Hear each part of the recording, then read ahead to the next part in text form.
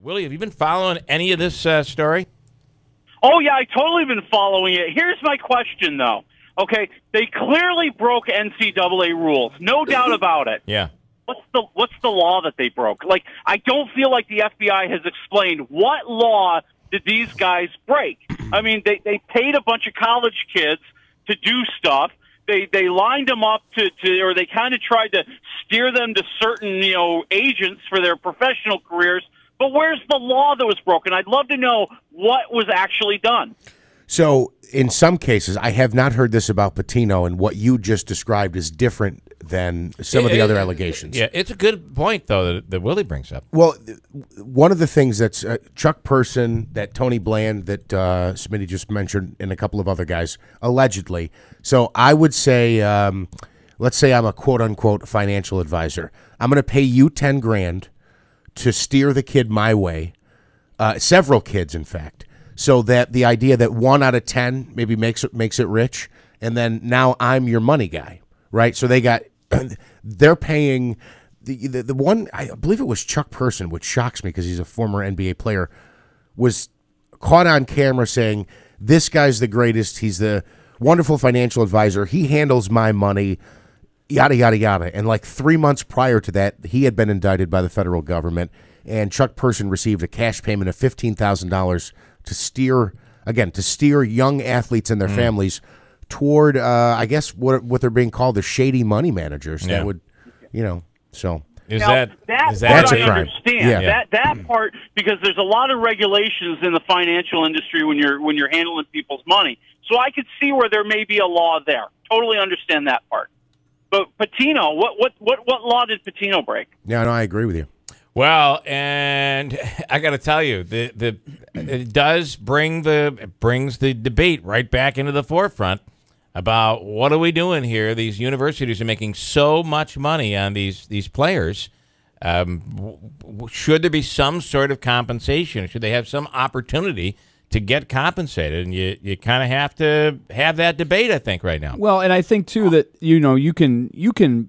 The college doesn't have to pay them directly because they're giving them a free education, but they should have the chance to be able to sign autographs or do commercials or anything like that. That definitely should. Or go to a YMCA and make $50. Yeah, I mean, because that's some of the stuff that was going on with Boeheim's, the stuff that was going on with Syracuse. I mean, it's not like they were making a lot of money. They were just they receive a talent fee for showing up and working with kids. But that's all gone now because it's deemed to be not illegal, but in the eyes of the NCAA, illegal. All right, well, yeah. I would love to see, like, when the college football playoffs happen, when they get to championship game, I would love to see one of the teams stand up and say, you know what? You guys are making millions of dollars on this. ABC, ESPN is paying you millions of dollars. I'm looking at all these thousands of people wearing my uniform. I haven't gotten a dime from it. I don't feel like playing tonight. Yeah. Well, what would happen then? And, exactly. And we're talking about NFL right now, what's going on with the kneeling. The NBA saying we expect all players to stand for the national anthem. What if all players didn't? What are you going to do now? Yeah. And they decided we're not going to play. What are you going to do now? I mean, we could be in the middle of some big professional sports strikes. Or lockouts. I mean, we could be going into some real tough times here in the sports NFL world. is easily heading towards another strike or a lockout in a couple of years when their contract's up, because it's the worst contract that any union has ever signed in the history of the world. So that's going to happen.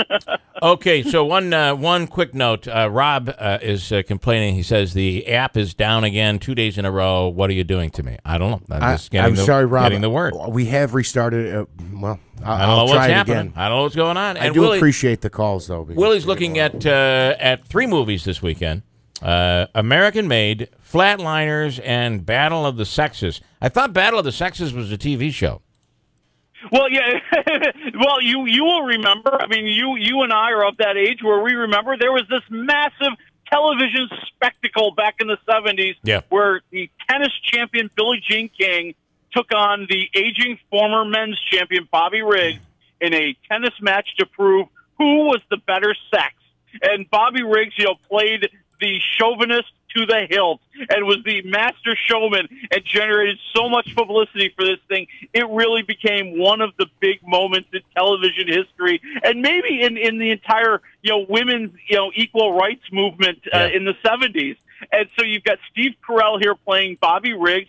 You have Emma Stone playing Billie Jean King, and you're seeing kind of that behind-the-scenes story about what was going on in their lives when all of this was playing out in public. Seeing the bad marriage that Bobby Riggs has, and the kind of the fading star that he is, and trying to kind of become something, or trying to maybe grab some sort of spotlight for himself once more that he never thought he would have. I mean, so that's interesting. But what really is interesting is Emma Stone as Billie Jean King. That's my question. How in the world? I can't see that. Is that? Do you think she did? She played a really good part here? Oh, she was great. I think she physically transformed herself in ways that I don't think we've seen Emma Stone do that. And she changed her attitude. She became Billie Jean King. You see the aggressiveness of a champion. You see the way she kind of holds herself physically in a kind of imposing way, because that's what you do when you're battling on the tennis court. And I like Emma Stone as an actress. I just feel that most of the time she's just playing Emma Stone in a different dress. Yeah. And here she's really playing a character. And you see all the things that are going on in Billie Jean King's life, starting the Women's Tennis Association, starting to realize that she is a lesbian and she's afraid that this is going to ruin her career. So, I think Emma Stone does such a wonderful job embodying all of that. I'm telling you, Emma Stone looks Lebanese here. It's unbelievable. I got to tell you, and because I think she comes off in previous parts as so feminine, but when you think about it, maybe not, right? Am I okay to say that? Can I say that? It's a different kind of femininity. Yeah. It's an athleticism that you've never seen before. Yeah. I'm sure I offended somebody by the way I just said that, but it was hard for me to picture her. But when I'm looking at the two pictures, it's unbelievable. The resemblance, it's really incredible. Yeah, it is. I mean, that's why I'm going 3.5 waffles on this one. I think you've got a very, very good movie. And I feel like it's getting lost in the shuffle because it opened up kind of in a minor way last week, and now it's kind of slowly making its way around the country. It's going to be playing someplace near you this week, but instead of maybe in 5 different theaters, it's in 1. Okay, all right. So 3.5 waffles on Battle of the Sexes. And I'm looking here right now, and I'll find out where it's playing, but it's not playing here right now. Okay. All right, next movie. Let's talk about, is it American Made? Is that the other one that you have there? Yep, American Made. Tom Cruise in the supposedly true that nobody can prove story of how he was a pilot, or he plays this pilot, this Barry Seal, who says he was recruited by the CIA, and he ends up running drugs for the Medellin cartel. He's running guns to the Contras. He's being traced by the DEA, the FBI, the state police, the Attorney General. Even the local constable wants to talk to him. And we have to wonder how long he's going to be able to avoid getting arrested. And it's a great story. I mean, I don't believe a word of it. The problem with Barry Seal is that nobody can prove that he actually worked for the CIA. Right. The stuff that happens later in the movie with the DEA is actually much better documented, even though in the movie they really kind of mess up the timeline a little bit. They don't really show you things in the way that they happen in order. But I think you're going to love the movie because Tom Cruise is just such a charming guy. I mean, he really is playing this good old Southern boy, kind of lovable rascal, and you just start rooting for him even though he's breaking the law in every way. To me, it's all just a conspiracy by Scientology. I just can't. All right, what are you giving it, Willie? I'm going 3 waffles. I think, Cruise is absolutely fantastic. I think the movie itself is a little bit too monotone. It's always going at 100 miles an hour. You don't get those ebbs and flows that you really need. All right. And then the last one. What's the last one you have? That would be Flatliners. Okay. What do you think? Oh, God, why are they doing this again? I mean, the original Flatliners was in 1990, and people will remember it had Kiefer Sutherland and Julia Roberts, Kevin Bacon. I mean, it was kind of a big deal at that time. And now we are in this year, and they're calling this a sequel rather than a remake. And that's because, and I'm not giving anything away. I mean, they put the guy in the commercials. Kiefer Sutherland makes a comeback in this movie. And it's really kind of the same idea. You have all these medical students who want to find out what is life after death. So they medically induce a death. They let you kind of experience it for a couple of minutes, and they try to bring you back to life. And, of course, bad things happen once you start messing with the afterlife. All right, what are you giving this one, Willie?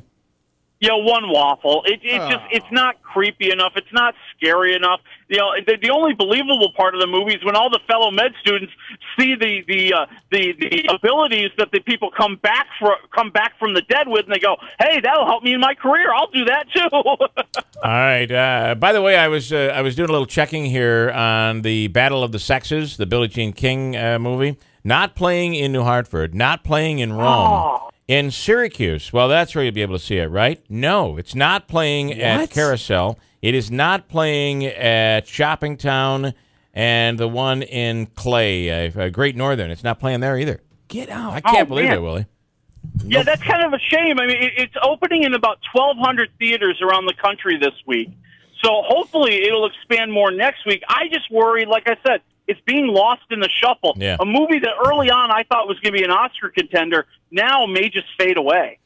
All right, before you go to the movies, check Willie with Willie because I got to tell you, he's pretty accurate. Whenever he says a movie's good and we go to it, it's good.